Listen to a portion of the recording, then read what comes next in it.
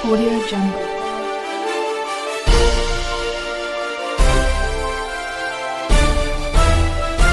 Audio Jungle. नमस्कार। AB news की team इस समय जगदीशपुर धर्मदानी गांव में है, जो जनपद कुशीनगर का हिस्सा है। यहाँ पे प्रत्याशी महिला प्रत्याशी हैं ग्राम प्रधान पद की, उन्हीं को ये सपोर्ट कर रहे हैं। आइए हम इनसे जानते हैं। क्या नाम है आपका? ज्योतिरादित्य प्रताप सिंह। जी जी। आप अपनी किस प्रत्याशी को जो सपोर्ट कर रहे हैं उनका क्या नाम है? जो कि महिला सीट है यहाँ, जी जी। तो माता जी के नाम से पर्चा दाखिल किया गया है, श्रीमती सुशीला सिंह, और उनके प्रतिनिधि के तौर पर मैं काम करूँगा। क्या मैनिफेस्टो आप लोगों ने बनाया है? देखिए, हमारा एकमात्र लक्ष्य अंत्योदय का है। थोड़ा ठीक। अंत्योदय का एकमात्र लक्ष्य है हमारा, और हम तब तक चैन से नहीं बैठेंगे जब तक कि समाज में बिल्कुल निचले पायदान पे बैठे व्यक्ति को हम लोग सारी सुविधाएं नहीं दिलवा देते।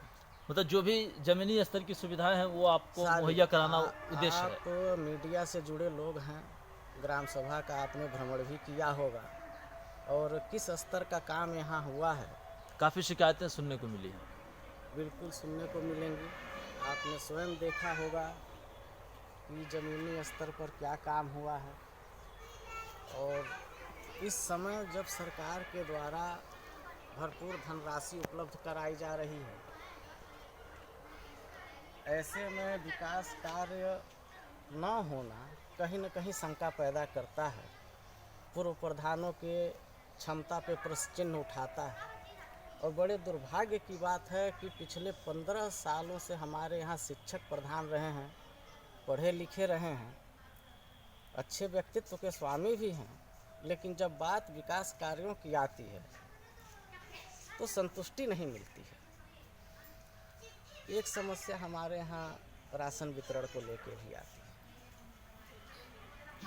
उसको भी दुरुस्त करना है, सुचारू रूप से चले।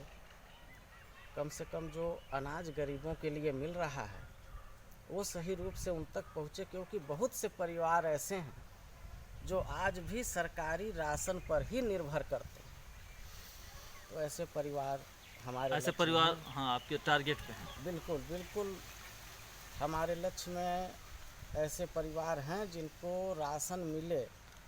अंतिम तौर पर क्या अपील करना चाहेंगे अपने लोगों से?